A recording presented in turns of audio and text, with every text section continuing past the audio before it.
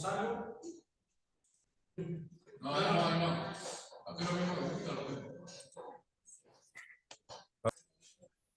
Buenas tardes. Hoy le traemos un caso que tenemos en la sala general que nos pareció bastante curioso y no vamos a hablar tanto de diagnósticos diferenciales, sino vamos a comentar de forma corta el resumen del caso y por eso tiene ya el título de entrada con el diagnóstico, que es una uropatía asociado a un medicamento llamado ketamina, que seguramente ustedes conocen. El equipo actual de la doctora Vanessa Luna, de Iliana Cedeño y mi persona. Tiene una nuez porque esta uropatía tiene la propiedad, aparentemente es la única droga de uso recreativo que puede causar afección de la vejiga. El tema es que la ketamina se metaboliza en el hígado y esos metabolitos se eliminan a través de los riñones, ¿no? Y como tiene altas concentraciones a ese nivel, cuando llega a la vejiga sobre todo, causa un efecto irritativo y tóxico directo sobre el urotelio que poco a poco va generando lesión del mismo y una reacción inflamatoria en la lámina propia y en la submucosa básicamente, que se cronifica, aumenta la permeabilidad vascular, hay infiltración de células del sistema inmune también, proliferación de los fibroblastos, fibrosis, que con el paso del tiempo va causando un engrosamiento de las paredes de la vejiga y la va achicando y disminuyendo su distensibilidad. Por ese motivo es que se le conoce como una vejiga en nuez, y que está esta nuez acá porque es bastante chica y gruesa, y no existe otra droga recreativa que la cause, al menos en lo que estuve revisando. Es cierto que hay otros fármacos como la ciclofosfamida que pueden causar con cistitis, tuberculosis vesical, que pueden generar también una vejiga nuez, pero en otras circunstancias distintas. Como para charlar sobre la historia de esta enfermedad, este chico tiene 37 años, él manifiesta que tuvo consumo de cocaína, de ketamina, perdón, desde los 18 a los 20 años, que solamente lo usaba una vez por semana, los fines de semana, para potenciar los efectos del éxtasis, cuando ya iba cediendo, digamos, el efecto de esa primera droga, ¿eh? Y en el 2022, en diciembre, consultó a un urólogo en esta institución porque orinaba mucho de día, una frecuencia miccional, una polaquiuria tremenda, un chorro miccional muy débil, siempre tenía goteo y una nocturia hasta más de 10 veces, tranquilamente se tenía que levantar durante la noche para orinar, y llegó un punto en que tenía que usar un papagayo, un frasco, y colocarlo siempre en el pene porque siempre estaba goteando y con dolor y síntomas urinarios bajos. Cada media hora y al final estaba orinando, e incluso en el último tiempo cada 5 minutos, cosa que ya era insoportable, ¿eh? Les voy a mostrar el estudio tomográfico. Él le pidieron una serie de estudios urodinámicos, no se hizo nada, poca adherencia al sistema de salud y se perdió. Se trató en el CENIC, en el británico, en otros hospitales, pero en el italiano hasta hace poco que volvió a consultar en las últimas 2 internaciones. Esta tomografía no es de ese momento cuando consulté inicialmente, pero sí les quiero mostrar porque es que se le llama en nuez, ¿no? Acá vamos en corte axial de abajo hacia arriba, caudal hacia cefálico. Y esto que ven acá ya es la vejiga, esta es la luz de la vejiga, y como se pueden ir fijando, hay un engrosamiento importante de las paredes de la misma, ¿eh? Acá ven, si se fijan, miren lo pequeña que es. O sea, normalmente la vejiga debería tener un volumen o distenderse hasta 300, 500 ml, un poco más también, pero en este paciente no toleraba ni siquiera unos 30 o 50 ml, bastante chica. Y esto que ven acá, a ver, este es el uréter del lado derecho, y van a ver que obviamente como aumentan las presiones, porque no tiene capacidad para acumular, y acá tiene el otro uréter, que si se fijan, si ahorita va a subir, va a subir. Acá el derecho, y acá el izquierdo, como ven, va a estar dilatado en todo su trayecto. acá el izquierdo, el derecho, si se fijan, y ya vamos a llegar a las pelvis renales que tienen una dilatación, una hidronefrosis bilateral, que esta ya es una de las últimas imágenes que tenía nuestro paciente, ¿eh? En algunas revisiones que estuve viendo, se estima que aproximadamente un 50% de los pacientes se pueden presentar ya con una hidronefrosis.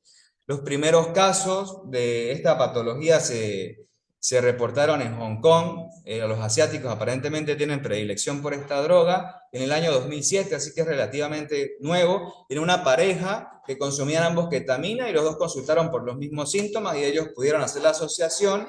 Y allí se empezaron a publicar una serie de estudios que hasta el 2009 apenas había como 80 en el mundo, y hoy día no, sí, hay como 4000, pero es algo, la verdad, que es poco frecuente, y además que el consumo de la ketamina está aumentando por el efecto disociativo que produce. En cuanto a los antecedentes, bueno, el consumo de varias sustancias, el interés en este punto es la ketamina. La citopatía crónica, ya Severa ya vino diagnosticado de los otros centros que relacionaron con este. El paciente no cree que sea la causa, pero la verdad que no encontramos otra etiología aparente. Mucho dolor espasmódico, suprapúbico, le indicaron varios fármacos, solifenacina, que es un antimuscarínico, miradegrón, la verdad con poca respuesta a ese tratamiento, y desarrolló una enfermedad renal crónica de origen obstructivo por este aumento de presiones y dilatación de todo el árbol urinario, básicamente. Y una anemia que es multifactorial, aparentemente también por falta de aporte y por su enfermedad renal, que estaba en tratamiento con eritropoyetina. Cuando llegó al hospital, esta era su medicación habitual. Como ven, de importancia, tenía para los espasmos vesicales estos dos fármacos, un agonista beta-3 y un antimuscarínico sobre eritropoyetina. También tiene trastornos de personalidad y psiquiátricos, por eso tiene algunos psicofármacos. Ácido ursodesoxicólico porque tiene una alteración, una leve dilatación del sistema de drenaje biliar, porque la ketamina también, como se metaboliza en el hígado, puede producir elevación sobre todo de la fosfatasa alcalina y de las otras enzimas hepáticas, si bien en él no se encontró un causal obstructivo anatómico como tal. Bueno, hay otros fármacos que la verdad no van de mención al caso, ¿no? En esta oportunidad, que se encuentra internado, había consultado por 48 horas de evolución con fiebre, también había tenido algo de escalofríos, más astenia, malestar general, sumado a los síntomas urinarios bajos que básicamente siempre tuvo. Él nos confesó que empezaron aproximadamente cuando tenía 22 años, 2 años después de haber terminado supuestamente el consumo de ketamina, y niega que la consuma actualmente. En el laboratorio de ingreso tenía algo de leucocitosis, trombocitosis, como si estuviese inflamado, los parámetros inflamatorios elevados, una PCR más de 150, una eritrosedimentación por arriba de 80, una orina claramente patológica, y entraron cultivos en donde tuvo rescates de 2 gérmenes que se trataron en su momento. Y esta es la función renal, que la uremia estaba elevada e hizo una reagudización de su falla renal crónica. Normalmente estaba manejando valores de 2, 2,5, y acá llegó con casi 4, y ha estado fluctuando entre 2,5, 3, se ha mantenido más o menos en ese orden. A él se le hizo acá una biopsia por citoscopía, teníamos el informe de otro centro. Estos no son los cortes histológicos de él.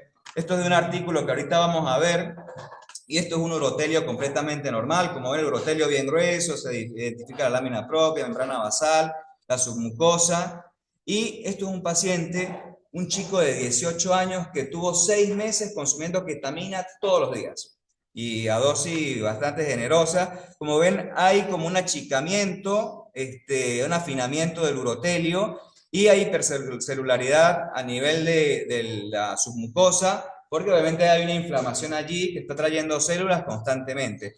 Y además, en este corte se logra ver mucha fibrina, porque como proliferan los fibroblastos, se empieza a acumular colágeno allí también, que es lo que va generando y termina fibrosando toda la vejiga. Pero claramente se nota la diferencia que hay entre el epitelio sano y el enfermo.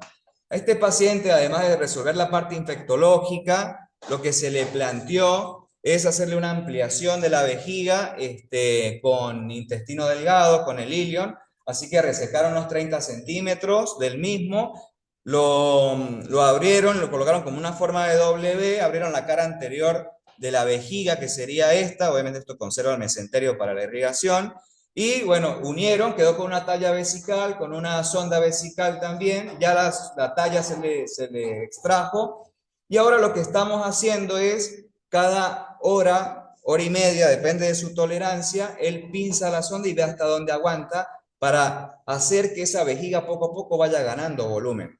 Sin embargo, aún persisten los síntomas, incluso hasta rescates de fentanilo requieren, tiene un esquema analgésico multimodal, y eso aunado a su situación psiquiátrica, la verdad que es bastante compleja, ¿eh? Pero esto es más o menos lo que se hizo en él, que, sí. ¿Y drogas de tanto Mirabegrón, solifenacina y manejo del dolor. Entonces, si uno se pone a revisar el tema, la verdad es que no es que haya tanta información. Esto es un artículo español de una paciente, creo que 33 años aproximadamente, que tenía una citopatía por ketamina. Esta es su tomografía de ingreso, que es muy parecida a la nuestra, un engrosamiento de las paredes, bastante chica. Y en ella lo que se hizo, la piedra angular del tratamiento, obviamente es que no consuma más ketamina, porque si tenemos el metabolito ahí irritativo, jamás se va a recuperar. No tuvo muy buena respuesta a los relajantes de la musculatura del detrusor, así que se terminó inyectando Botox intramural para poder distender un poco más la vejiga, y con el paso del tiempo fueron mejorando los síntomas. Ella no tuvo ni hidronefrosis ni falla renal, o sea que entró en el saco del 50% que aparentemente no se ve afectado. Y también es dosis dependiente. Si